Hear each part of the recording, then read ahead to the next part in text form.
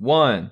Happy New Year! Why did I feel like you were trying to trick me by counting down in sequence? Why did I feel like I was being, fooled? Yeah, you see, because we actually said 11 3 times, and we got you, sucker.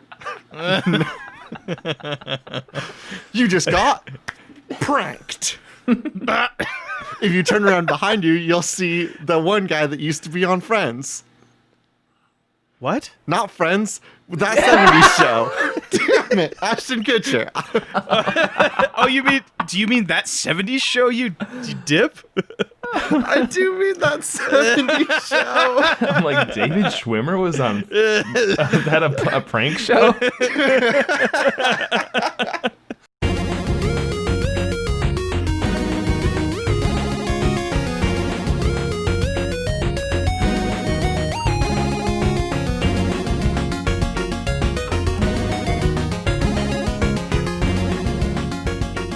Hello, everybody, and welcome back to Spiritual Successor, a comedy video game design podcast. I'm your host, AJ Hart. And I am your other host, Blake Rea. AJ, we have a guest this week, and it is Joe Langlois from the Gaming New Horizons and Mock Footage podcast. Hello, Joe. Hi, that's me. Hi, Holy Joe. crap. How's it It's going? been so long. It's been so going long so since we've had well. a guest. It's going so well. I'm here on one of my very favorite gaming podcasts. Second, possibly only to my own gaming podcast. Hey, that's fair. You know what? That's some pretty stiff competition, not gonna lie. I actually, no joke, I really do listen to Gaming New Horizons every week. Same. Oh, excellent. Oh, I've been listening since, probably a little bit right before you all renamed your show. okay. Yeah, wow. You and I picked it up around the same time. That's Yeah. incredible. And so you listen all the time, so you know that it comes out every other week, not every week. Of course I know that it comes out every other week. Well, here's the thing. I'm subscribed to the second bonus Instagram. So I don't know about. You don't know about it. But if you ask Ray about it and you use the secret code word that him and I know, then he'll let you in on the second episode. It's just a fan cast of where they just just repeat the episode, but it's just different people. It is just now that I'm realizing that you're not on it you're only on it every other week, and I am just now realizing. Now I know. So I might have to apologize to Ray. Yeah, I think we picked it up. I know I picked it up. I believe it was the last 2 episodes of Overwatch was right around where I jumped in, and then it became Gaming New Horizons. I think that's as far. Yeah, that's which started. it rebranded. We became GNH at the beginning of this year. Our first episode was January, 5th or something. Right on. Well, if you don't mind us asking, do we want to open up with a submission, AJ, or do we want to open up with a question? I think right off the bat, why don't you just describe to us the 2 shows that you do first? Okay. Oh yeah, that's a great idea. Okay. Yeah, sure. Well, the first that we've been talking about is Gaming New Horizons, or GNH. And that is rebranded from Overwatch. And it is a comedy gaming podcast that I do with my friends Ray and Terrence, and we come together every other week to basically discuss some game in great detail. That's about as much thought as we put into it. But there's also a news segment now, or I guess there always was, but it used to be Overwatch news. Now it's just general gaming news, but we're also all really behind the times. So I don't know. We just like to talk about video games, and then whatever game specifically we are discussing, we talk about whatever stuck out to us, the art, the theming, the writing, anything that we thought was worthwhile and worth mentioning, anything that we thought could have been done better. And then at the very end, we decide whether or not we're going to continue playing it after we put up the episode, because having done a gaming podcast for 3 years now, more than that, I don't know. Time is fake. Good time. But for a long time, you pick up a lot of games, and you just can't continue playing all of them. So some of them are not going to make the cut. And I think oh, AJ, who's gonna talk, man? Our delay is fucking with us. I'll go first. Oh shit. Okay, man. I would say that, like, you mentioned that you guys go through the games and analyze them. I would say that you guys put a pretty stiff, like, pretty strong microscope to those games. I remember when all three of you were analyzing Disco Elysium. Yeah. Like, you all brought up a lot of good and variety different, like, angles, perspectives, and issues with the game that a lot of other gaming podcasts that I listen to weren't doing. And I really respect that. Like, you all are very vocal about any sort of issues that you may have noticed. And I think that's really cool. Yeah. I think that's part of the reason that we rebranded, is that we've become more comfortable with our voice. And also we wanted to move away from Overwatch in general. But I love doing that podcast so much because I don't really get a lot of chances to talk to, well, Terrence especially, because we're all really busy, and we get together and we talk, and they always have different like perspectives than me, and they always bring up things that surprise me, and I think I do for them as well. And that's what the show really is about. It's not like video games is the content, but it's about like talking to your friends and like looking at something from a lot of different lenses and getting as many of those perspectives as possible. Well, the thing the thing that I personally enjoy about Gaming New Horizons is that it has a very chill approach to discussing those things. It doesn't feel like it needs to be overly amped. Like, I know, like, kind of like our flavor on Spiritual Successor is we like to be big and just crazy and all this stuff, but like you guys still manage to just kind of keep a calm atmosphere but still stay very engaging, which I dig. I think that's one of my, because it's like a different flavor than most of the podcasts I listen to. Like Dungeons and Daddies, they're just yelling at each other all the time. Yeah. And then, listen to Gaming New Horizons, it's like, oh, this is pretty chill. This is cool. These are succinct points. I dig it. Hell yeah. Yeah, we take I mean, okay, so the podcast rooted as Overwitch was, we started that podcast because that was the thing we always wanted to talk about whenever we had free time. That was what we were talking about. And we took very unique idea. Yeah. We took that energy from when we're gaming with each other into the podcast. It's very much just a conversation between friends. We're not like putting on too much of a show. And I think also what you're getting at is exemplified by our tagline at the end of the show: gaming, it's for everyone. Like, we are here to, like, I think the big rule is that if you play any video game and you enjoy doing that, you're a gamer. Like, that's the bar to entry. And gotcha, sucker. You're one of us now. I got an interesting question for you about that, actually, is how was it going from, like, because everybody, like, all gamers love talking about games. How was that transition of going from just talking about games casually to turning it into like your art, like your content? Did it change the tone of those conversations? Did it make things feel a little bit more like tense to talk about, or was it just something really easy to slot into? I think at first, yeah. Like, especially when we were first starting out, we were really afraid of stepping on toes because we thought, any fan, anyone that we could possibly offend, we wanted to not offend them so we could keep those people. But as we got more comfortable with ourselves and our voice, and not just as podcasters but as people, like,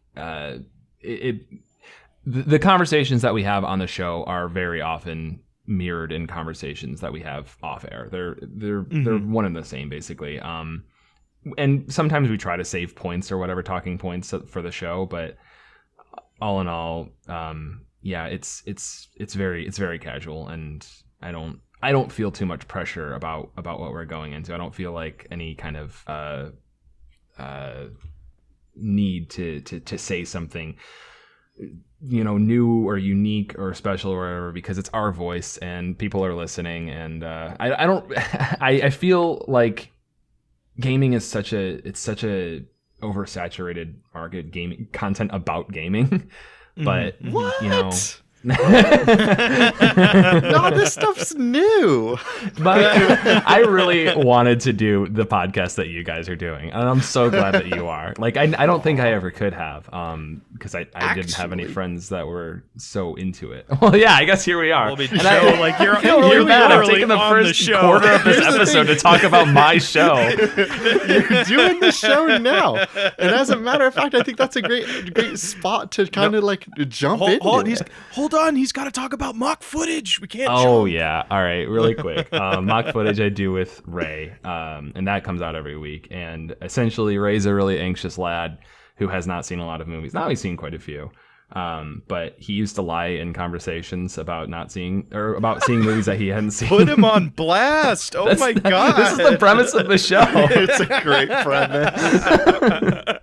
And so I make him sit down and tell me about a movie that he's never seen, but tell me what he thinks it's about based on cultural osmosis. Sometimes I'll give him a movie poster if he asks, but he just makes up a plot. And then we watch the movie together off mic, and then we come back after we've seen it and discuss the movie and also the differences. I think that's such a fun format. I love it. Are you at all concerned about what happens once you've shown Ray every movie? I'm not concerned about that because the list is still quite long, and we've been doing it for over a year.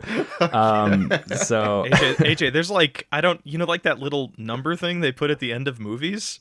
There's like 50,000 movies that have that number on it. Wait, what? Are you talking about like when they put an 8 at the end of Fast and the Furious? What? No. No.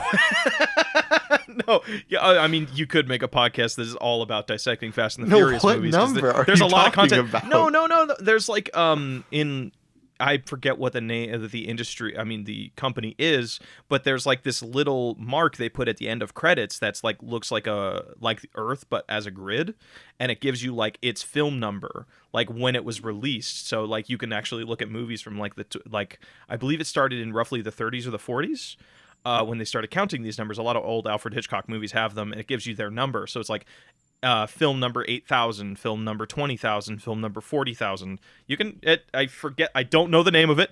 I know I'm a filmmaker and I'm a fucking dum, but Wow, this is something I've never you and heard I went of. to the And same now- college and you don't know the name of this thing. That's pretty cringe, bro. Can't believe. I mean, We all know about this. We all know the cool number. I asked for the audience. I wanted the hey AJ, tell me about your David Fincher class that you thought was actually the other David.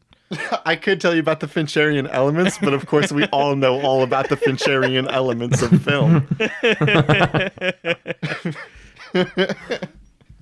All right, AJ, do you want to start us off? I'll give us a submission. Joe, are you ready to do it? Yeah. I feel like I want to do your podcast instead of I feel ashamed for talking about mine so much. What are you talking about? it's Your fine. guests. Like, we wanted you on the podcast because we want to share with our audience what you guys do. We like what you guys do. We actively listen to it. So yeah, I appreciate it. yeah. I appreciate it. Yeah, let's get into it. I got a submission here from the bus from Speed. On Twitter at oh god fuck no you, Andrew. send Fuck you help. so much. The dark and gritty tack and the power of Juju reboot the world deserves. We all remember Tack and the Power of Juju, right? The hit Nickelodeon. I remember nothing about Juju. I do. Well, Juju were the gods. Wait, AJ, was this a game before it was a show? Here's the thing. I don't know whether it was a game or a show first, and It was that's a game. fucking me up too. I didn't know it was a show. There was a TV they had show. a Nickelodeon show, and if I Well, remember that correctly, it was explains why actually I pretty remember good. the theme song, because I don't know why I would know the theme song to a video game. I'm Googling right now to figure out whether or not it was a TV show or a cartoon or a game first. Okay. Everybody here roughly remembers like the poster to those games, right? Does anybody We all remember have actual a game? vague understanding of Tack and the Yeah. Power of Juju.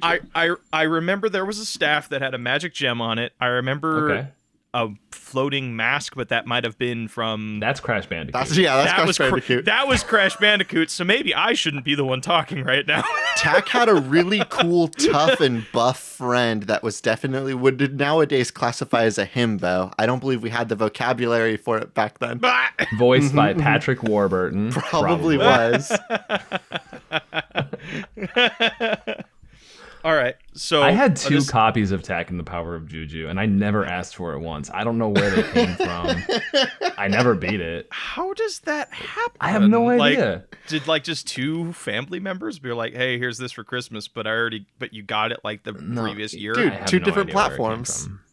Interesting. Oh, two. That's fair. All right. So, okay, AJ, do you want to read us like the basic? Do you have like the basic concept in front of you? I did. Let me pull it up again. Man, Man, amateur hour over here. Am I right, Joe? You're the amateur. He did say dark and gritty Attack in the Power of Juju reboot. We weren't talking about Attack in the Power of Juju for no reason. An ancient prophecy foretells that the moon Juju, the kind protector of the Papa Nunu people, would be weakened by the evil Tyalok. Wow, these are just fucking fantasy words, huh? Just say what you want. I have not digested any of the names you said to me, so... An embittered Papa Nunu shaman, so he could turn the Papa Nunu people into sheep as revenge for not being made high shaman in favor of another shaman, Jibolba. Okay, so that's our story. So this is like Zelda Twilight. No, it's not Is it Twilight Princess, the one where he gets turned into a wolf and has cool powers? He does have cool wolf powers. So this is like that. It's like a Jack gets turned into a sheep, and it's a dark, gritty story about him killing people as sheep. There you go. There's your game. Well, okay, hold on, wait. I do very much like this idea of like this little like I don't know He's what like to a little call warrior, him. right? Little No, warrior boy. Yeah, he's a What mighty if he warrior. doesn't? Okay, I can't imagine a violent sheep. I'm sorry, I just don't. My imagination doesn't go that far. But maybe he turns into a wolf. He could turn into a wolf. And like that could have some fun theming. Like he's an outcast among his people who have been turned into sheep, right? That's dark and gritty. So this evil shaman turns the whole village into sheep. Or into into sheep, except for Tak, who thanks to his cool juju powers gets turned into a radical wolf. Right. Okay. So is he going back? Is he trying to go kill the shaman? Is that his thing? Or He's trying to because eat the shaman and consume his trust him. power. The sheep don't trust him rightly. He's not gonna hurt them. He's there to protect them. But they think it's a wolf. It's a wolf, and they're It's a sheep. big like, bad come wolf, on. yeah. It's a big bad. Okay, cool. So he's outcasted at the beginning of the game, and the journey is like him just like doing kind of a Battle for Bikini Bottom, like some small open world sort of vibe. Yeah, here's one thing that I think is absolutely fascinating about trying to break this reboot of the game. All three of us have a vague memory of Tak and the Power of Juju. None of us have any idea what the fuck Tak could do. I don't remember the game of this. Yeah, no. I didn't remember the sheep until you said it. That's kind of the point of the show. We kind of just talk about shit we don't know, and then make a game. This is feeling like mock footage a little bit, actually. What was the gameplay of this like? It was like a platformer, right? Yeah, I felt it, if I remember correctly, it was kind of like a small open world platformer. Like each level was like a contained open world sort of vibe. Was it not a collectathon? I think it was. I think it was like elements. I think I didn't play it because it was like Jak and Daxter, but in my mind, not as good. So I just played Jak and Daxter. That makes sense. That's fair. All right. Do we just take the story from James Cameron's Twilight Avatar Princess? And slap this? Where did you get that? Where did that come from? Yeah. Like, there was no comparison No, whatsoever. I'm with it. Well, here's the thing. There's no wolves. It's this group of there are wolf indigenous dogs, people. but- Well, now some of them can turn into sheep and wolves. It's a group of indigenous people, and we're creating the dark remake of Tak and the Power of Juju. Which, if you have an indigenous group of people, the only thing you can do is recreate the story of Ferengully or Avatar from James Cameron, or literally any other story about indigenous people. Yeah. But like, what if we flip that on its head though? And like, just, I don't know. Cause like, I feel like we've seen that story, and I feel like it's always like a fucking like bummer. I feel like we could make that. I don't think we can try something a little bit different. You know what I mean? Well, here's the thing. I mean, do you remember Tak and the Power of Juju being like good, or do you remember it being like mediocre? I remember I have no idea. That's the end of the sentence. That's the end of the thought. I don't know that we need to make it good. I think maybe we can move on. There we go. All right. Here. All right. Do you want Which me to one give of a you game, two wants AJ? to bring one? Joe, you got one? All right. Joe, let's go with the yeah. submission from Joe. Heck yeah. Let me start with okay, I'm gonna go with this one. It's from @DustInYourEyes. The suggestion is trauma center, but hyper realistic surgeries. And I don't know how much I am into this idea, but I definitely did want to talk about Trauma Center, so that's why. Trauma Center was the Flash game, right? That eventually got like an Adult Swim game. No, it was a DS game, dude. Yeah, it's like Game Grumps actually have a really popular Let's Play of it. It's kind of like, correct me if I'm wrong, Joe, but I guess it's kind of like a dating game combined with a like a surgery mini game. Yeah, like I thought it's a visual novel. I don't know that it's a dating game, but it is a visual novel. A visual novel is a better description. The gameplay of it is like you do little surgeries. It's kind of like Operation, the board game, actually. You excise, like it starts off pretty normal. You like excise like tumors and stuff, and then that's normal, right? And then then there's a mission where you have to like defuse a bomb, and then as it proceeds, like you start realizing that people are having medical problems because there are aliens infecting like parts of their body or whatever, and then they have it gets fucking wild. It's so weird. It gets so fucking crazy. Actually, and AJ, you would gameplay love is so much character fun. Designs from this.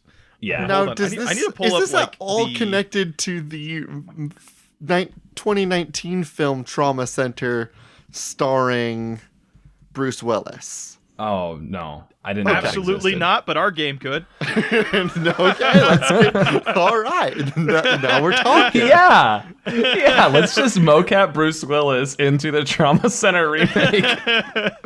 Well, Hold on, really quickly, has to AJ. be I need to show you something really quick. I'm trying to find it, but like the head doctor of the Trauma Center is like the coolest fucking looking character in this entire game. I'm certainly looking at a JPEG of like a surgery simulator with a hot anime boy in front of it, aren't I? I mean, it is very much like hot anime people's kind of game. But there's like the head doctor has like that beard that does the flay out corners on both edges of his face, and it's like the most badass thing. He has that Heihachi look.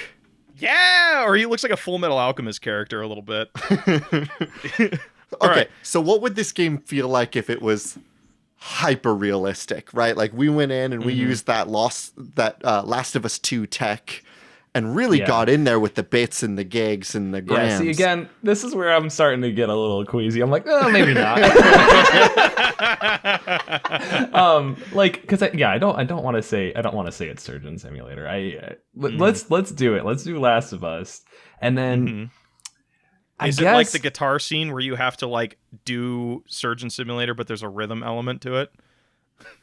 Oh, well, yeah. I mean, that's thematically, that fits for Trauma Center. Yeah. Yeah, because you have to do things in like a specific manner to work. So I'm not saying like it needs to be we're doing Trauma Center, but now it's fucking Guitar Hero, but it's like doing something. Now hold on, wait, that has legs. Yeah. it does veer away from the realism thing, but maybe realism isn't actually all that fun. Okay, let's do a Surgeon Simulator, but it's a rhythm game. How does that work? Are you like, oh my god? So I'm picturing Surgeon Simulator, but instead of all of like the realistic sounds of like, like the blood spurting and things, it's just a drum kit. So like their open chest basically just becomes a drum kit, and each thing you touch becomes a different instrument. Yes, so you can have levels that are all about like there's two ways to win each level. You can do the traditional Surgeon Simulator thing, and then the other thing is like creating the best like Guitar Hero sort of like mixtape. And that's voted on by the people. People would watch your playthrough and see how well you jammed on this dude's open torso. And then they'd be like, this rules. It did take you 25 minutes to get done with the surgery. So I was picturing it's kind of like you do Mario Maker. So like if you can create your own surgeries. Like you have to do this specific thing, but it becomes a soundboard. You can upload whatever sounds you want to this game. Right. So like, hey, I want to make Surgeon Simulator, but all of the sounds are replaced with like sound effects from Totally Ashton Kutcher in the Friends TV show. That's what we do.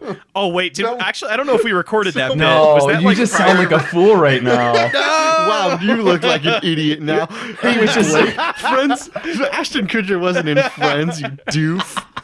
Wow, pretty we were embarrassing that you made that mistake. Moving on. No, I have to explain it before the So show. I have a AJ video was- game You submission son here of a from bitch. Pure. I have a video game submission. All right. Tell me about it. This one comes to us from Mars Turf Crusher Antrim at No One Gaytheist. Hopefully I said all of that correctly. A promotional game for off-brand cereals. First thing that comes to mind here. When I think of off-brand cereals, I think of like the ones that come in garbage bags. You remember those? Like it's instead of Fruity Pebbles, it's Dino Pebbles, and then it's in that big ass like plastic bag of just like chemicals and bad smells. Oh yeah, the kangaroo smackums.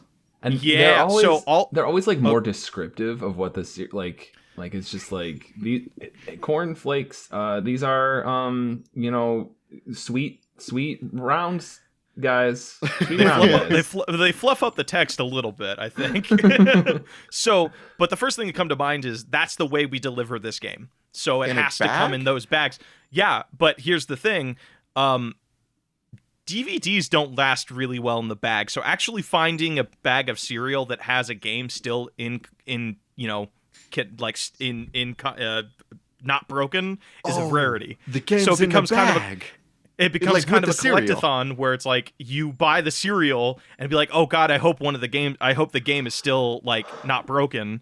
But then you find out it is broken, so you have to wait till the next time you get cereal. So you keep coming back, hoping you can play this horrible game. Wait, I'm sorry. I don't know if this got meta or not. Are you talking? This is the gameplay of it. Is your No, sorry. This is how This is just the form of delivery. Okay. Yes, this is how people can obtain the game. Either This way, isn't I don't how know the that it's a game itself. great idea to plan on the game breaking as part of our promotional thing.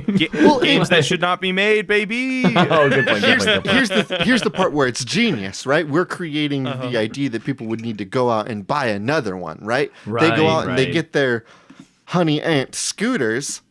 I'm sorry. People go that out a and they real buy their fucking Honey name? Nut scooters, and they like, oh, I can't wait to play the video game that's in the Honey Nut scooters bag. Oh, but it's busted. And they didn't find that out until they got to the bottom of the bag because they're a very, very little good boy, and they wouldn't just scoop their fist in and grab the game early. Holy crap! Like looking at these cereal bags takes me back to being a kid. just like you open up your cabinet and there's just that giant trash bag of cereal. You just pull off the count. Oh man, that's good memories. Good cereal memories. So I do want to say I did recently get a box of off-brand cereal from my local grocer's mart, and it was called peanut butter and jelly cereal. Oh, was really what good. the hell is that that supposed to be? No, wait, what is that supposed to be? I don't know, but it was really good, and it didn't taste like peanut butter and jelly, so it's fine. It's off-brand for a reason. How did Malto Meal get away with calling their Fruity Pebbles Fruity Dino Bites? It's just different. It's just different enough. You know what I mean? Ooh, just barely though, huh? Okay, so is this a thing where like, how about this? We each pick a off-brand cereal, and then we create, because like what I think would be is this whole line of off-brand cereals, each one would contain its own mini game. So it would be like it's just a really quick and easy thing. So we each pick an off-brand cereal, and then lightning round it will come up a game for each of those cereals. Like, and it's got to be like so like dumb and simple, like an early 2000s like learning game where you're like an army, like a little army soldier who has to shoot letters and stuff like that. All right.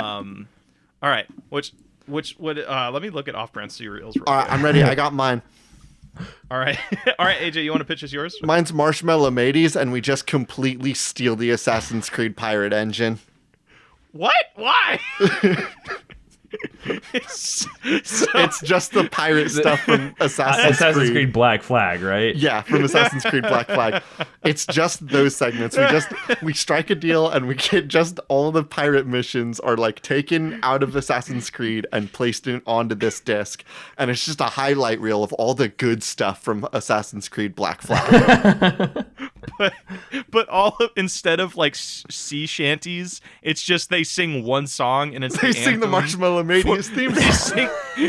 Yeah, it's the only song they can sing or it's the same lyrics just sung in different genres. So like one time it's a sea shanty, the other time it's a sweet epic rap battle, and the other time it's kind of like a country. What it's if like a synthwave thing. What if it's just all the sea shanties that are in the game but replaced with Marshmallow Mateys? So like, way hey Marshmallow Mateys, way hey Marshmallow Mateys. Wait, are you doing? Is that Drunken Sailor? Yeah. Right. Oh, Yeah, I that fucking is. love that No, song. it's Marshmallow Mateys. It's Marshmallow Mateys, but you know. Thank you. I am incorrect. All right. So that's Joe, the give heat us that Marshmallow Mateys is bringing. What do you got, Joe? I'm obsessed with this image of a little raccoon running across the box, and it's on a box that says pranks instead of tricks. a little trash bandit who likes to prank. Oh, I love it. And I mean, I'm gonna go ahead and just piggyback of AJ's idea here, but we're gonna use the Sneak King engine. Oh my god! Yeah, fuck yeah! That game was actually really fun. But instead of presenting, well, I've been playing a lot of Toontown lately. Don't ask why. And instead of like presenting a hamburger to somebody, I think you would just present them like a whole cream pie, or maybe a bottle of water that you squirt in their face or whatever. I think that's what pranks is. I do like this little raccoon. Hell yeah! All right, hold on. What is the name of it again? It's Raccoons. No, it's just called Pranks. It's pranks. Just look up Pranks cereal. What? Yeah, and we got this little red panda, little raccoon. Oh my god! Is it a fox? It's supposed to be like a Trix knockoff. Oh, that's a tragedy.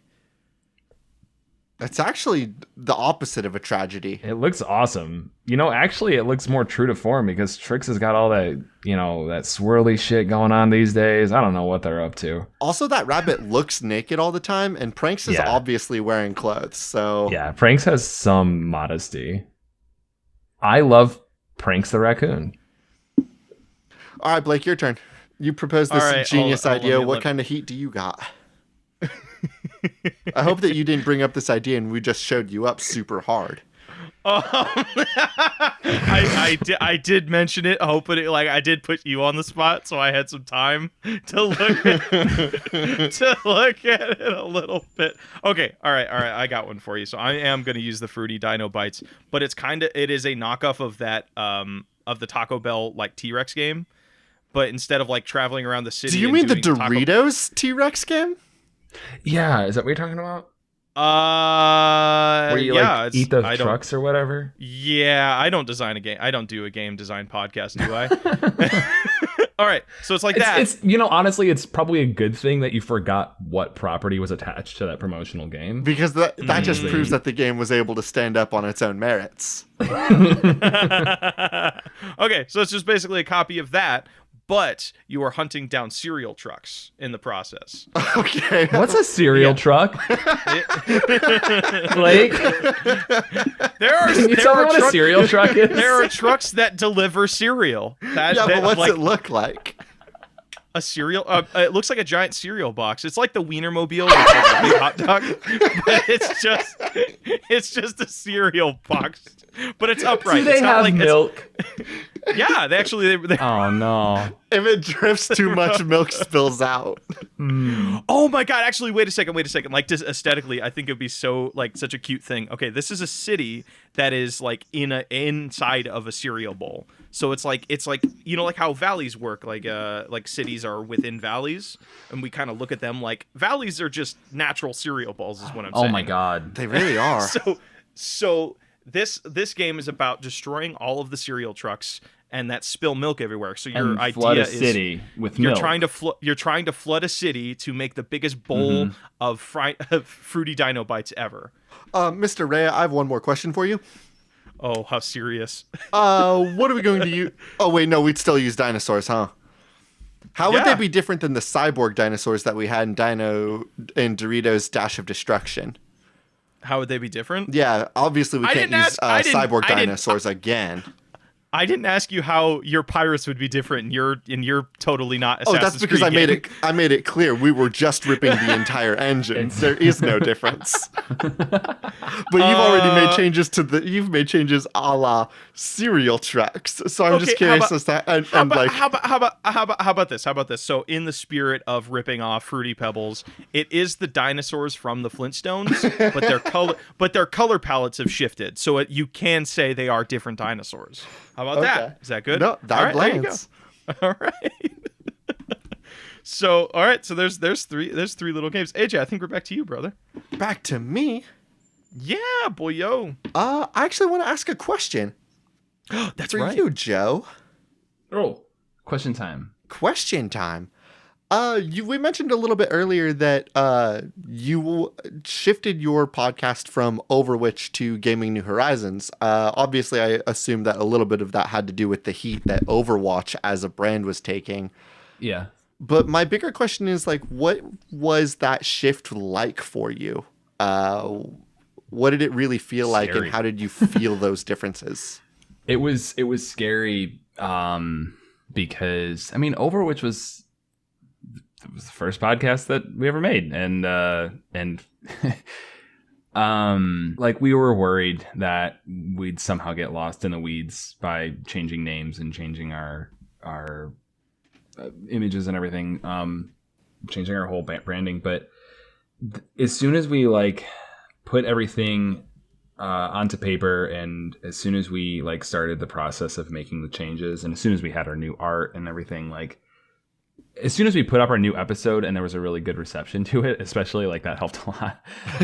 Like, it feels really good, and it feels more true to us, because the change had something to do with the heat that Blizzard was getting, rightly so, and like, still fuck Blizzard, but it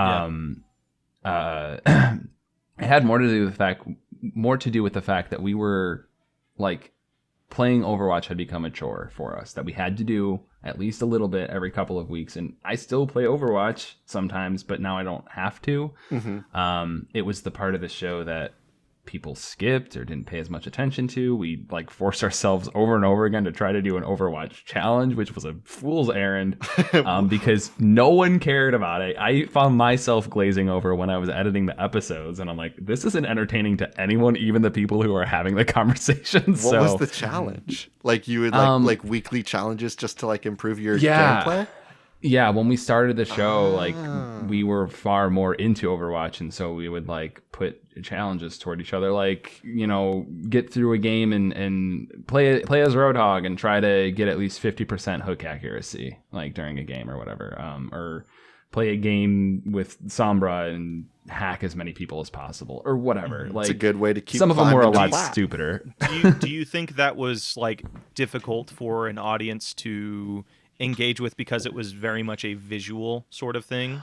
I think the problem with us being the problem is that our audience and ourselves are far more casual than that. We liked Overwatch a lot, and we did play competitive, but we never like really played competitively. Like, we never like dug through I watched a few tips and tricks videos, but I didn't like dedicate time and energy to it. And it was impossible to talk about things that were so focused and also do so in a way that was like accessible to anyone. The idea of the show is that we always wanted it to be as accessible as possible, but we just kind of noticed more and more that the Overwatch bits just weren't. How was I'm really curious because you're part of the Lunar Light Network. The previous guests we've had on the show were Blue and Haley. They're both from, and this is to the audience. I'm not trying to explain this to you, Joe. So Blue and Haley, in case you don't know, they run this little podcast my segue was really weird. Network called Badvertising. News to me. What's that like? But part of their, you're part of the podcast network that they help build. How was changing your podcast identity while under a network? Because I'm imagining they brought you on because of what Overwatch was, and then did that where they like, it was their I'm just curious about that process of, having to communicate those things. Like Yeah. with Spiritual Successor, we have a couple things in the works of like when we just want to do something, we just do it. Yeah. But how does that communication work? I mean, Lunar Light is a really wonderful network to be a part of. That's the long and short of it. They're a family of creators, and I feel very, very blessed to be among them.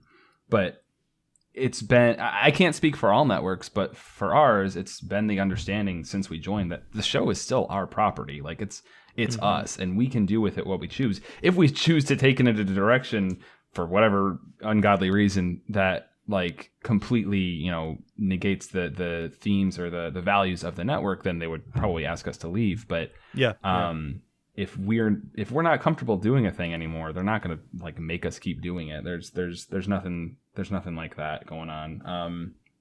And they were supportive. Like Wonderful.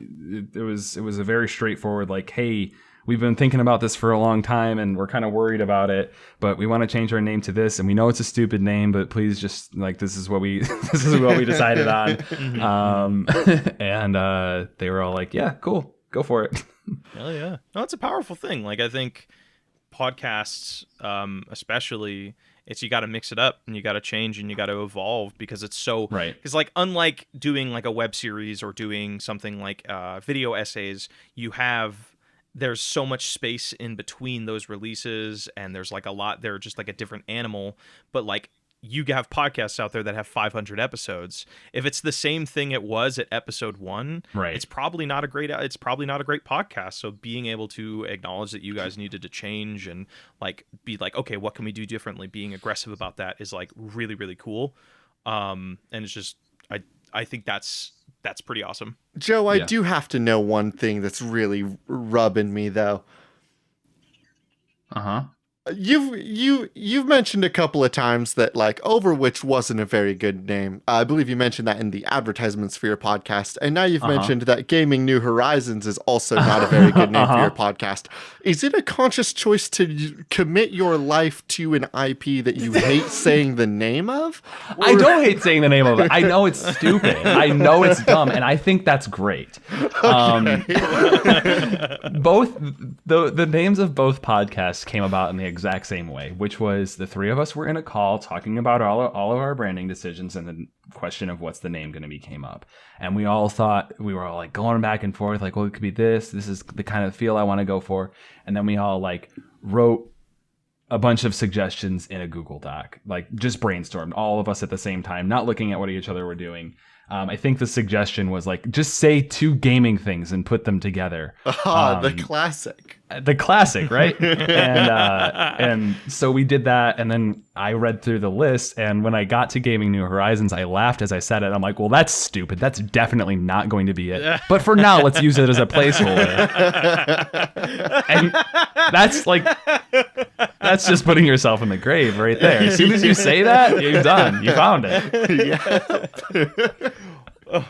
And further, like, it's cheesy, but I do think that, especially since we've rebranded, we're not only looking at games up to this point, but we are trying to look forward as well. And we're looking at it from newer perspectives, and we're trying to see, we look at the things that are wrong with games, not because we like nitpicking. Like, I really don't like being overly negative or critical, but and further, when things are bad or there's something wrong with them, I think you can still enjoy them and the good parts of them. But I like to find the things that are good and the things that are bad and that we can learn from. And I'm excited to see what gaming looks like in the future because of that. Mm-hmm. Well, like it's a huge thing. If you never look at like the things you hate, it doesn't breed new mechanics. It'd be like, okay, what would be a cool thing that could replace this? Or right. I feel like so many advancements were made because people were uncomfortable with how something previously played. So I don't think that's negative. I think that's a very good way of looking at things. Yeah, I think y'all got the right spirit. We ready for another game submission? I think y'all got the right spirit. Spirit, you know the joke. Got it. Nailed the jokes it. write themselves. The joke finished itself. This submission comes from Pure on Twitter at TwitchGuy222. TV show JRPG. Take it as you will. I love this. Thank so you. Are we Pierre. making it? Are we making another TV show like our Guy Fieri like cooking anime? No, I want a JRPG where all of the characters and classes would be like the tropey sitcom TV show we get, right? There's the Ross, which is the straight man that nobody likes, but that's going to be our main character. I think we actually have a really good groundwork for this with Tokyo Mirage Sessions. Oh, Yo, Mirage. If you're not familiar with it, that it's a game that's a mixture kind of. It's a Persona like game. It's by Atlas, and it has some elements from Fire Emblem in it, but it's you play as a Japanese idol, and so you go into the idolosphere and fight demons so that you can become a better performer and then put on like pop song shows. So this brings up an interesting idea. What is it's a sitcom, but it's idols. Well, I feel like that's something there. I mean, I was thinking just TV stars. Oh boy, okay, no, yeah. So we have our characters who are just people in the world. There are also actors who are on a TV show about being idols. Yes, and it's all a video game. Let's get as many mediums in this as possible. it's a video game about real people who go to work to be actors. And meaning that they are acting. They're acting as idols.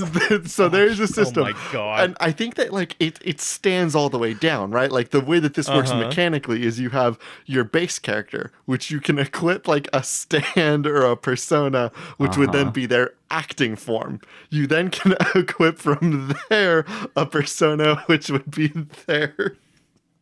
Oh, you're saying their stands have stands, form. AJ? Yes. Right. Their personas have personas. God, their I stands love have that, stands. Their personas clothes, probably, right? Oh, yeah, it could be.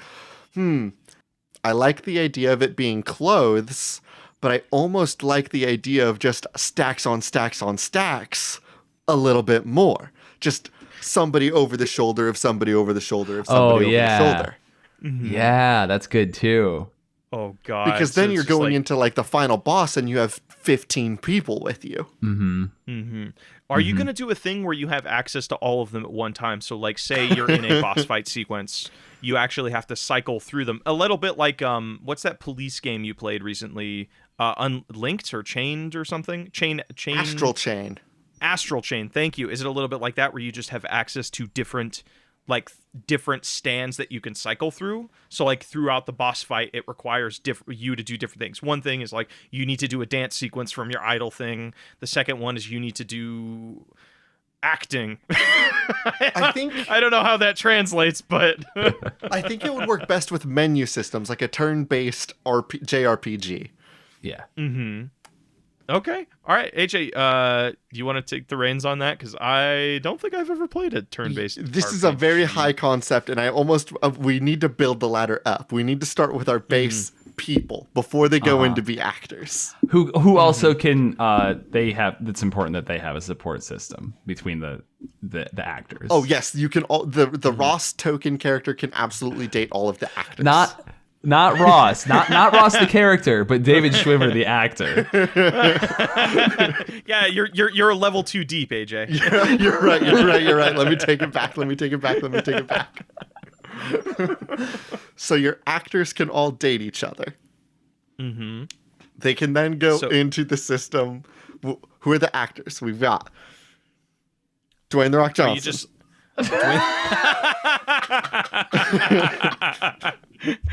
Is it just wait, AJ, higher concept here.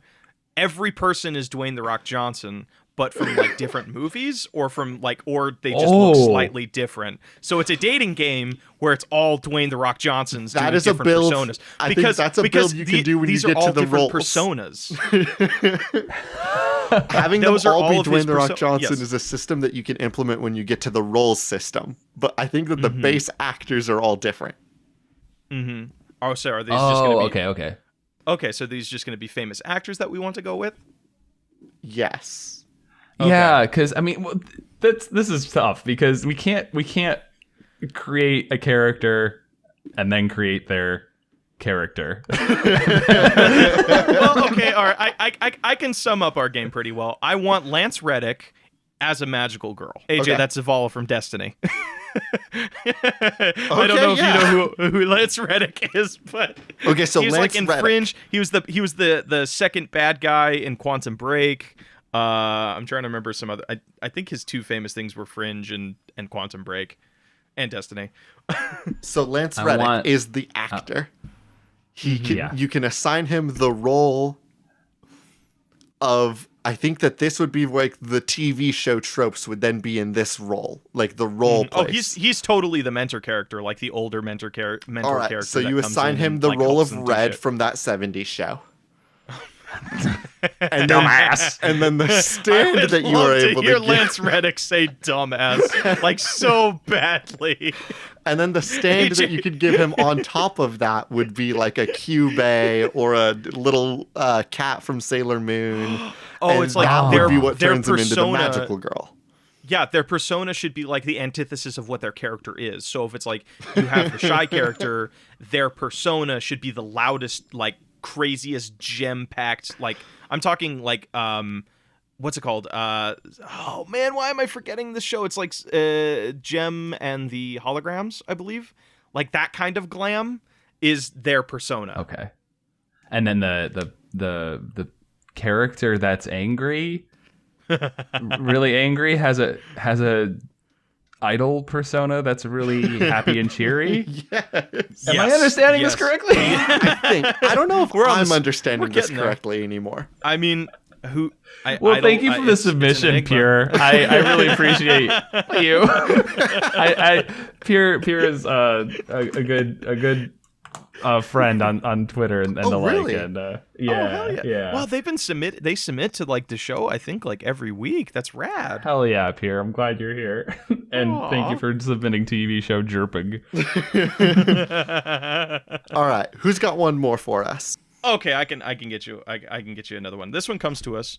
This next submission comes to us from I am not witty enough for a funny name at ARP 1033. A shooter where your guns are worthless, your class and skills are entirely based off of your fashion and cosmetics. Oh. Is that just Destiny, AJ? It's certainly how I play Destiny. good? So is that actually there's an interesting idea here. So it's a squad-based game, and basically it is just a cosmetic designer game, so like a makeup dress up game, but depending on how well you dressed up, it accumulates points, and that's like kind of it pushes the weight or like the pendulum or whatever onto what side is the most fashionable. So it's like a competitive cosmetic game.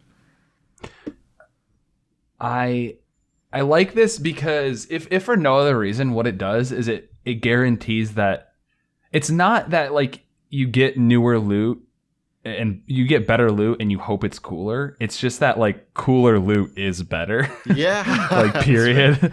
That's And I fair. also like the idea, like when you say squad based game, I like the idea that you can have set bonuses and then also like squad bonuses if everyone's wearing like the same thing. But then you Yes, can also a do squad like bonus. mix and match stuff. Like if everyone has like a different thing, like maybe you can dress them all as like one of the 4 seasons and like that has a special effect or whatever. I think that'd be fun. Okay, here's Is the there- thing that I do need to ask though. How does the game understand whether or not your fashion is right? Is it a system where like you have to squad up and then maybe the squad assigns who the best fashion is? And then that Okay, player is so going to be are like you the s- strongest person on the team because they got their fashion so right. Are you saying like are you picking a class system that you need to like match your fashion to? So it's like, hey, you have the athletic characters, so they tend to look better in more athletic clothing. Is that what you're going for? No, I'm thinking that like there's a squad. So say the 3 of us load up into a squad. Sweet. And then like the first cycle of the game is like gearing up, getting our fashion right.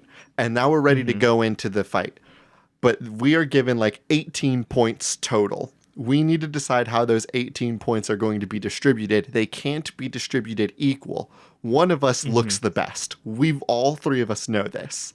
We need that person's going to get the most points, and whoever looks the least good is going to get the least amount of points, and that's going to affect how good they do in the mission. Okay. I This think- might, Is there like a- this I might think be that stupid. that's the workaround Oh no, for Joe, what you got for us? What you cooking? This this is probably stupid, but I think it fits on this show. The how cool you are is not determined by the game. You set up your outfits, you and your squad, you set up your outfits, and then you submit them to our game development studio, and we decide how cool you are and give you stats based on that. And you can't play the dungeon until we get back to you. Yes, you have to get every fit approved. And there is an enormous wardrobe, and there's an enormous, incredibly robust customization system. Really quickly, what is the wait time on this? Like less than a day. Like, oh, I mean, okay. You know, like we can get back to people really quickly, but I'm assuming the game grows. You know, maybe you have to hire some within the hour. Yeah, if you pay for the season pass, you're going to get your looks reviewed faster. Right. Oh my god! And what if like there's probably like a mini game or some other kind of smaller game that you can do while you're waiting to earn credits so that you can buy new clothes. Yes. Okay. So I think this you does can feel like a submit an dual outfit on the gameplay side, game. and you can still be using like an outfit that has already been like cleared and rated. Right. So, but I think that we only give the players like a maximum of 5 outfits. Oh, interesting. So they have to like figure out what to slot in throughout the season. Exactly. And also there is a season mechanic in this, and it is like fall fashion, winter fashion, summer fashion. Yes. There has to be a seasons mechanic that like unlockable. So it'll be like you can log in and see like, hey, here's all the outfits available for this coming season, and here's all of their stats and other things. And what we should do is, just to make the game a little bit more diverse, just like Destiny, each outfit, it can be complement skills for the mini game or the side game that is part of this. So like say if we do something that's like it's a matching game, so like if you like a sort of like Bejeweled sort of thing, just using that as an example, if you with this certain outfit you get higher scores when you match these specific colors. Oh, you want to add like actual little mini games into the hub world for them? Yeah, well, yeah, because I feel like I don't know. No, you're like, right. I The feel thing like... that's always been missing to me for Destiny is that I can't just play checkers with my friends or something in like the central hub space. It's okay. I use that game as a social. It's not like there's a raid system. No, because I use that game as like a social space, so I need more social space things to do in it. Having the one ball I can kick is not nearly enough. I want to be able to play Bubble Bubble with the people. farm, dude. I hate soccer at the farm, and I hate soccer at the spaceship even more. Okay, so what I feel like we need to figure out what our side game is. Well, what the actual outfits game? affect. Oh, that. Well, I mean, I like the idea of having a Bejeweled. You got to have a match 3 in there. You know, that's fun. That's fun and for the kids. But also like you can just slot this onto like what you have. This could be like an MMO almost. And you know, typically you're waiting for a dungeon or a raid, and you have to wait for a party to get together with it or whatever. But during that time, what are you doing? You're fighting low level mobs. You're like I don't know, doing your blacksmithing tree or whatever the hell. Like that's all one thing that you could be doing while you're waiting, as well as these like Bejeweled or Farmville or whatever the hell. Really quick idea with this. So I'm trying to think of like one thing that's kind of popular right now is like doing classic games, but now they're multiplayer. So like there's Tetris 99. That's like Tetris, but there's multiplayer. What if you did a thing where your squad is taking on one screen of Bejeweled, but you each take turns doing it? So you need to communicate what combos you're building towards, or you can do a thing. Or you can do these mini games. I love the amount of detail and like time you're worrying about the mini games. We need to think about the core gameplay loop. I thought that was the core gameplay loop. That's no. The submission was a shooter, wasn't it? The thing that brings you to the game, the thing that makes you want to play the game, is the big dungeons, is the big raids. And okay, what does a dungeon look like as a fashion designer? I think that I kind of want to like I want to steal the system of like a Final Fantasy or like a World of Warcraft. Like there's real MMO like skills and real MMO like abilities that all get placed onto your character, but you as the player have no control over that. You only have control over what your fashion looks like. You then send it in to be like verified. Our independent fashion team will look at the outfit and be like, this looks like a Beast Tamer outfit if I've ever seen very one. strong. Oh. Strongness is high on this one. A lot of fur, a lot of Interesting. armor. I'm going to go ahead and give him a couple tank skills, and I'm going to give him a little bit of a familiar. And you might get your outfit back and be like, swords, really? Okay, I guess I have to switch what weapon I'm using. That's like taking random rolls and like pushing it to the extreme. Yes. Like it's behind. It's like a person. Exactly. That's the thing. That's the thing that is Interesting. the problem with fashion in video games. It's this objective thing already pre-baked into the game. You don't have the human element. You don't have somebody telling you this is cool. Is there a system? Is there a system that we could do? Because I know there are those like subscription brands where you send them a picture of yourself and like your measurements and stuff, and they pick your outfits for you. Is having a season pass where like they actually pick outfits for you? That's the equivalent to gold miners. Like that's Pay to win, baby. You have to hope that you build a good enough outfit that you send it to someone and they think to themselves, yeah, I think that you do deserve some top tier skills and some top tier defenses. It is completely random, but there is a human element, so you do have to make sure that what you're designing is impressive enough to get you those because goods. also I love is that if this is an MMO and you see a lot of people walking around, like if you see a lot of people walking around with the same thing, you think, oh, that's doing really well. Like I'll try something similar, and then you get the person behind the other end who's like, oh, this is the 200th time I've seen this in a row. You get low stats. Like fashion, you got to keep up. You got to innovate. You got to do something new. You got to be ahead of the curve. And That's right. What I also love is because we have an independent team working on and rating and distributing skills for these outfits, you can have two people that have the exact same look, but just like two different people saw them, and you know what? They're just not quite feeling the coattails. Right.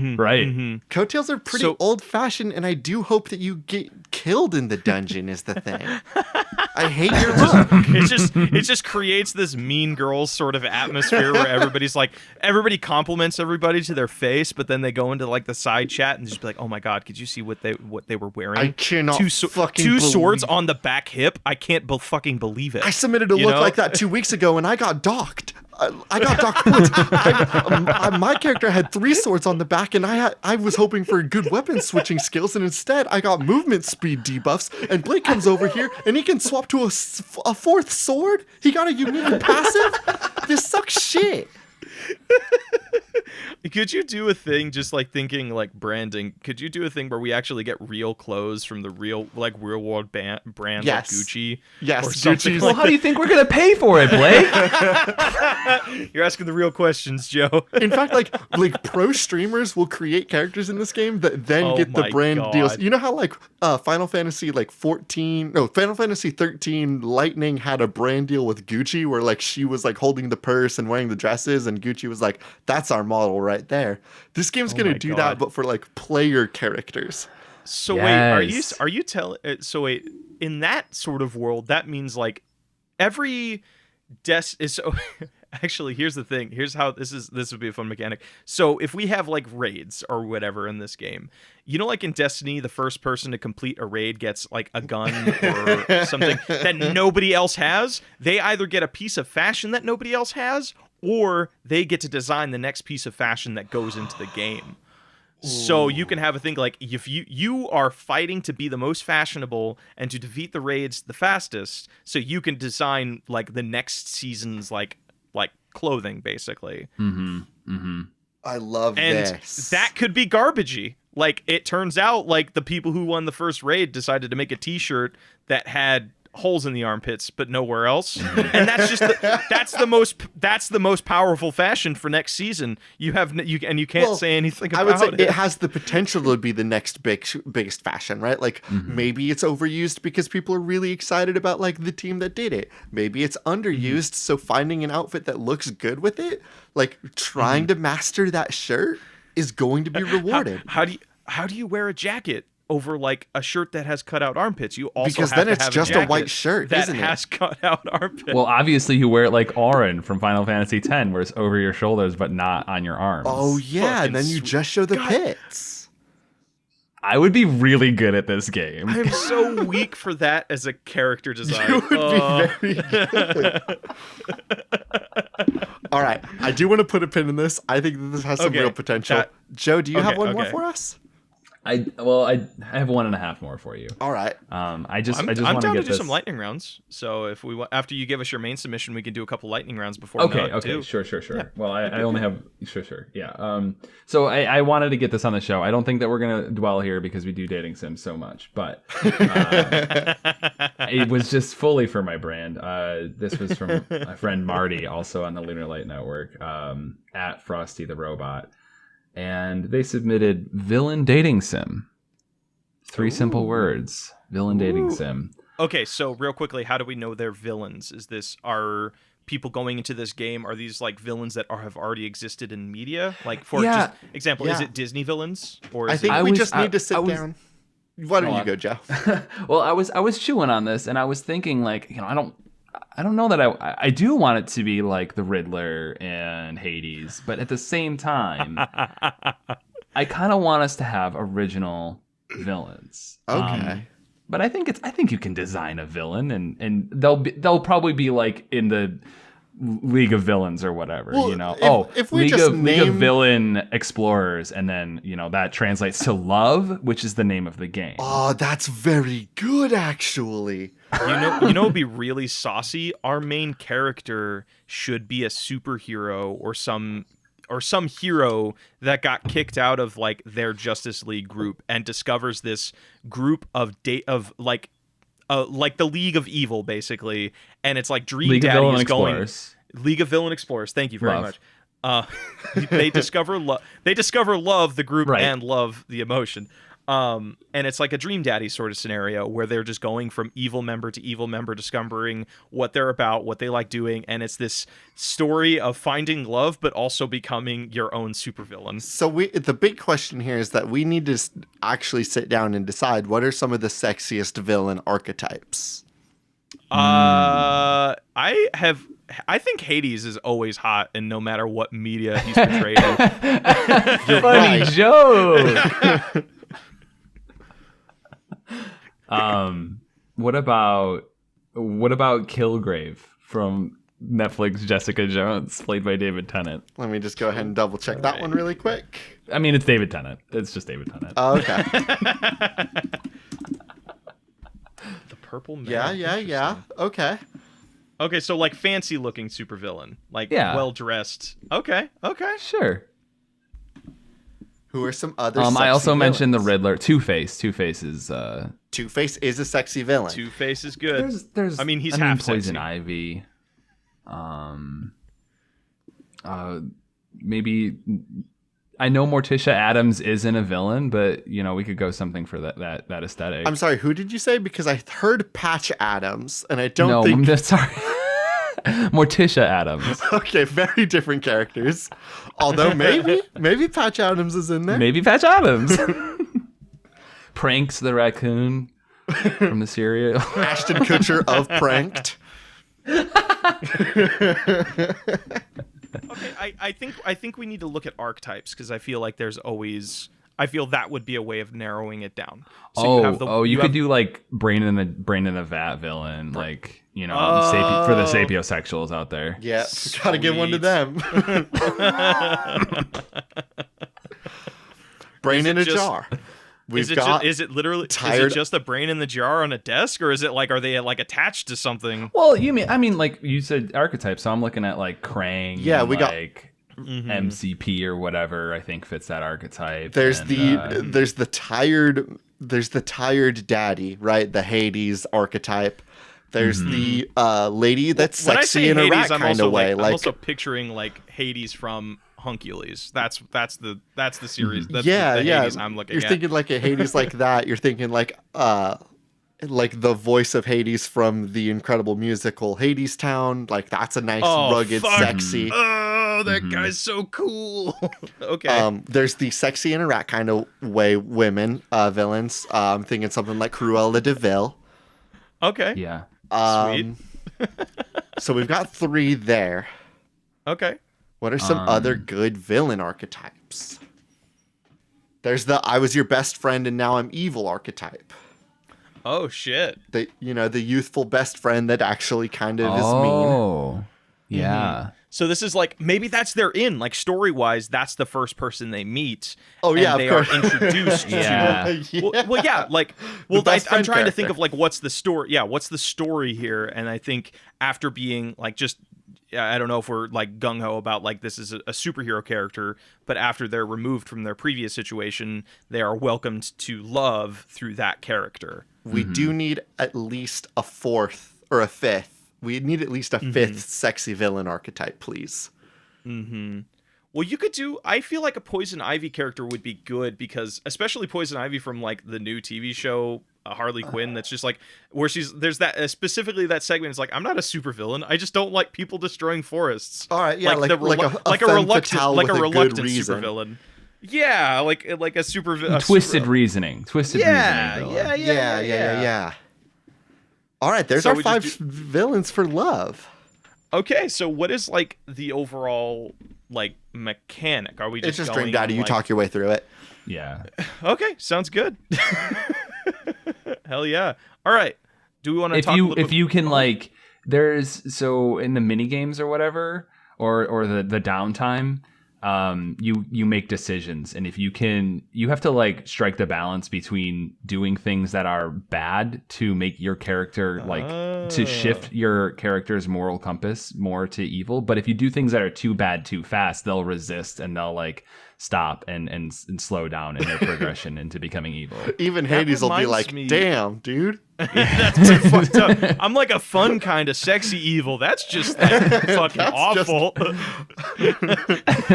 I'm like this a reminds bad me of boy. That's just fucked up. It's like if you're going into the classroom, do you bring an apple for the teacher, or do you bring a tack to put on their chair, or do you bring? Well, I'm not gonna finish that, like, because then it's just talking about violence in classrooms, and I don't want to do that. But Well, no, this sort of like give and take mechanic reminds me a lot of Splinter Cell Double Agent, because that was a big thing in the game.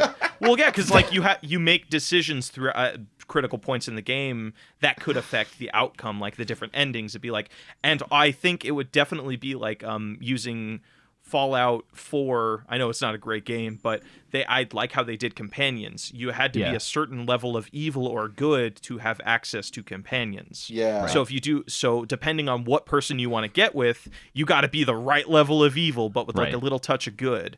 You know. But I also like specifically, I want to hold on to this, like not just how evil you become for the other people, but your character yourself will like resist if it's too bad too fast. Oh, Be yeah, I like that. like they freeze in their tracks. Like I can't do that. Yeah, you have to slowly conflicts with earn your moral your. What I compass. like about that too is that means that like there will be easier characters within the visual novel, and then there will be the more difficult characters to get to in the visual novel. Right, the ones that want you to be really evil, you really got to slowly inch your way to that level of evilness. how about And this? you can't lose too much time. How about the dates are crimes? So like you're going out and you are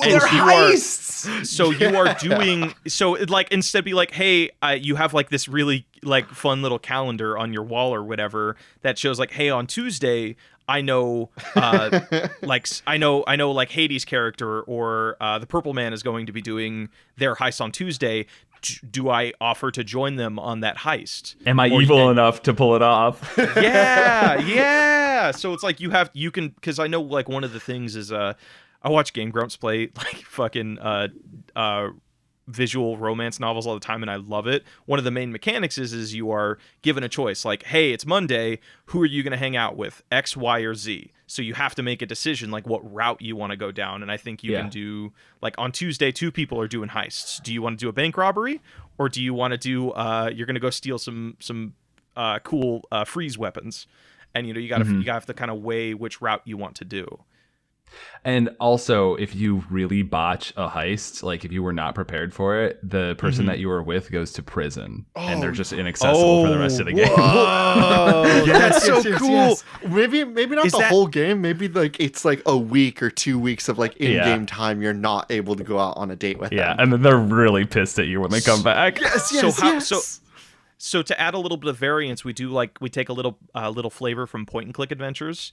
So like on certain heists, you'll be shown like rooms where you can collect stuff. So it'd be like, hey, I know if I want to be successful on this one route, I need to go do a heist with another person so I can get this one item that prevents that person from being caught in that mission. So you have to like memorize what you need for certain scenarios to make sure the heist goes well. So it can become maybe kind of a puzzle like a puzzler game in a little bit of a way. I like a puzzler. Collecting game. Yeah. You know, just something to add a little bit of variance, because I feel a little gamification. Yeah, because I feel like Our of course, game can have little a game design. Yeah, because I know some people love like visual novels that are basically just books where you're being read a thing, you don't really need to think about it, and that's an experience. But I think it'd be nice to add like a little bit of think to it, because if you're doing heists, it's got to feel like a heist. You got to have the right things to do it. Well, this is like Trauma Center, you know, like it, and I think it's going to be fun for similar reasons. Yeah. Hell yeah. All right, are we ready to do some lightning round stuff before our nug? I'll be honest, I don't have any brought for lightning rounds. I gotta tell you this. I gotta tell this one to you guys. All right, hit us. Yeah, Ray said it to me in call. I was like, "Do you have any game submission ideas?" And then he said what he said, and I said, "You're not allowed to say anything else. This is it." You can find him on Twitter at LRA13. Wonderful. And he said for his game pitch, butt cheek bongos. Finally, a sequel to Donkey Kong Bongo Rush. Exactly. Thank you. All right, okay. Is the dating? Sorry, not the. Why was I saying? No, there's no dating in this game. That's I know. important. I'm dating on the brain. Is the peripheral just a butt that you have to bongo? No, it's the bongos. It's the bongos. Thankfully, it is. But what's on screen is slapping someone's ass. I think you're probably like some kind of specialized masseuse. You know. So how is it gamified, right? We have the bongos. Yeah, what is our We're game? slapping. Where's the butt get involved?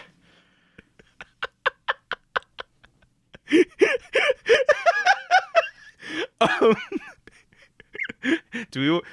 should call Ray for a further explanation. Yeah, no, I really think, okay, this is gonna be amazing if this hits, but did either of you play the Tamagotchi like mini game on the DS?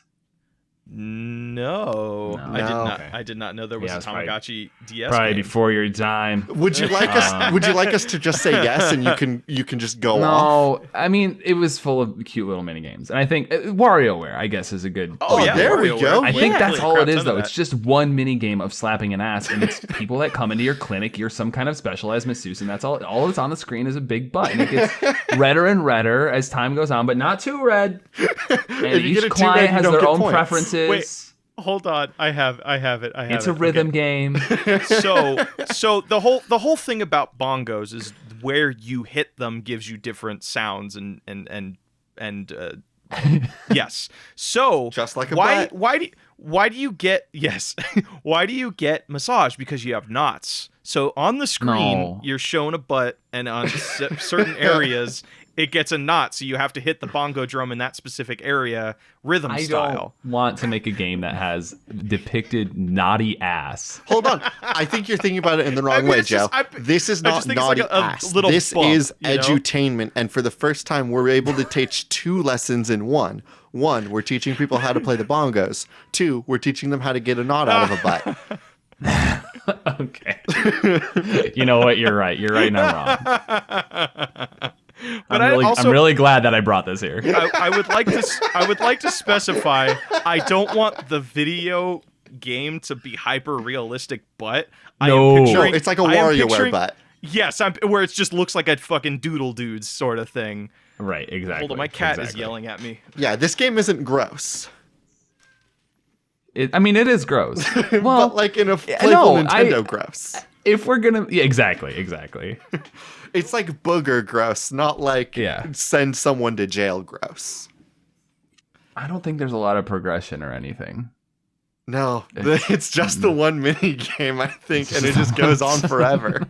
This is a game that you play when you just like need something on the TV. I gotta slap a ass. This is a perfect podcasting video game. You know, you turn it on, you play the game while you listen to your podcast. You slap your bongos, perfect for audio quality.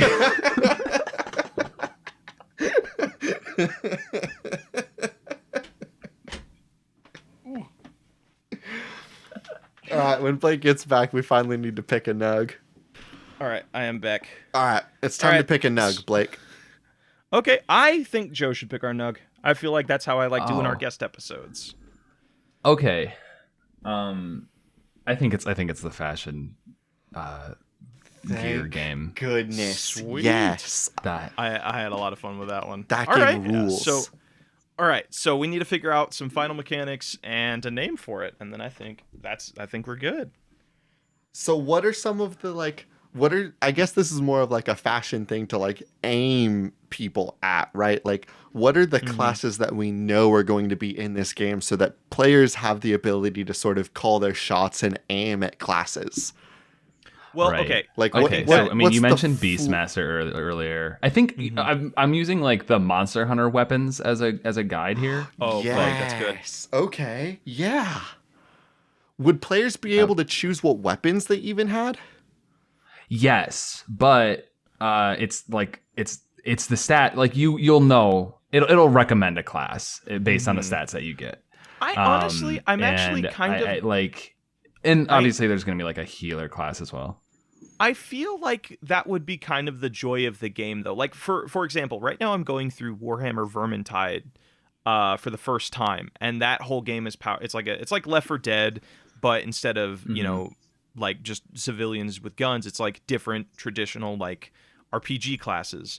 And the way I've been playing the game is every level I switch a class. So I'm not just like sticking to my traditional, like I love playing soldiers. I think that's fun. I'm trying like one level I'm doing the mage, one level I'm doing the rogue, one level I'm doing the the dwarf support character. I think part of the joy of the game would be getting randomly assigned a role and pushing you to try out a new thing. Like when I was playing Monster Hunter with AJ, it was just like, hey, try this thing out. And it was just that joy of being randomly something being thrown my way and having to learn its mechanics. I feel like that would be very engaging. Yeah. And I don't know, like, is that experience worth doing at the cost of a person's like choice? Because I know there's some people that just love doing rogues. I'm with you because we already have so much control over their experience by picking their stats. So it's like, why not just They will play this game on this our outfit is accord. coolest for a swordsman. And sometimes you might just some players are gonna get what they're going to call like they're gonna come up with some cool term for it, but like sometimes the raider's just gonna feel a little flirty, you know? They're gonna get a character that has like 18 holsters and be like, sword skills actually. Yeah. People will probably call those like hidden builds or like twist builds. So so it's basically like aesthetically you look like you would be the gunner character, but you are in fact the big ass sword character. Interesting. Yeah, and that's just gonna be something random, you know. Maybe if the raiders are feeling a little cheeky. AJ, real quickly, you know what we could do, Joe? There is a player review system in this game. So if you go up and you are like really mean to somebody, you can give them a downvote.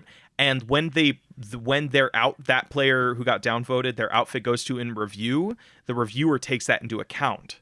So it'd be like, this character was obviously trying to build a gunner character here. I'm going to say, guess what? You just get to fuck around with a dagger now because you're obviously a pain in the ass in this community. Our community so be a good is going person to be so or good. Get fucked. Because every time an outfit is reviewed, so is the like account associated with it. So it breeds this really cool community, hopefully, of that's trying to be nice, you know? So like I think those. Oh, go ahead. I don't know. Yeah, I was gonna say I think those flags have to eventually come off the accounts, but like, maybe not. I don't know. I think it could be a plus. You can do two things. One, it resets at the beginning of every season, so everybody starts with a blank slate. Or it could be like everybody starts at 0, and you can accumulate. You can either grow or lessen. So it'd be like, hey, you got 2 down votes, but you were doing a really good day the following day and got 3 up votes, so now you're back up to 1 +1, right? You know, yeah. So you I can like that. You can do something like that. Yeah. So there's so, like so there is a way to kindness, come back. kindness is a part of fashion in this game. Yeah, Mm-hmm, nothing looks worse than being mean. Hell yeah. And you know what'd be so cool actually? What if you give like if you have a certain amount of likes, that gives you access to more gear. So like so like say you've gotten 100 thumbs up this season, that gives you access to like a completely new set of gear that you can only get on raids and things like that. So like it encourages this really positive fucking community that is like just all about getting fashion and complimenting one another. Yeah, I like that. Hell yeah. All right, what are we thinking are we ready for a name? Fight or fashion? I've got Fight two or fashion? I've got two possibilities. Okay. One is I forgot the other one, so this one's probably better. Dressed to Kill? Wait, what? Dressed to Kill. Ooh, that's it. That's it, dude. That's a great name, man. That's it. That's the one. Dressed to Kill. Hell yeah, man. Alrighty. Are we ready to go to patch notes, everybody? Yeah, let's go to patch notes. Awesome. Joe, you want to go to patch notes? Yeah. Let's do it. I'm so excited. Hello, and everybody, and welcome to Patch Notes. Hey, Joe, where can we find you on social media? You can find me on Twitter at @_Giuseppe. You can also find me on Twitch there. I started streaming a couple of months ago. Been quiet lately, but getting back into it. You can find Gaming New Horizons at GNHcast. You can find Mock Footage at Mock Footage. Both of those shows are on Lunar Light Studio, which you can find at lunarlightstudio.com. I think that's everything that's important. Oh, also you can find some Twitch highlight videos on YouTube with the same username, so check it out. Hell yeah. Awesome. Wonderful. Joe, thank you so much for coming on the show. It's been a blast. This has It's been a real pleasure to be here. good. Sweet. Yeah. Also, heads up, last episode, I think we actually, because you're still you're still catching up. I think last episode, we were like, man, I wonder when Joe's going to come on the show. Yeah, no, we did. I believe there's an episode where I use a request from you and I say, from at the Giuseppe, when are you coming onto the show? And then I go on to the submission. Called the shot, baby. It's now. Oh, now we gotta reach out to Ray, see if we can get them on the show. Yeah. That'd be a blast. I'm sure Ray will be happy to join you. Oh, that'd be so fun. Yeah, wonderful. Thank you so much for coming on. This has been an absolute blast, like Blake just said. As always, we repeat ourselves a lot on this show. Well, Blake said all of the things, and I didn't get to say them. So I want to say them too. Well, you get to do our closer. How about that, buddy boy? As always, the intro and outro music we use is Cheap Shop by Anna Monoguchi, an excellent song from an excellent game from an excellent band. I've been AJ Hart. I've been Joe Langlois. And I have been Blake Rea. This has been Spiritual Successor, and these are cool games. Joe, you get to say it. Oh, yeah. That shouldn't be made, except this one totally should.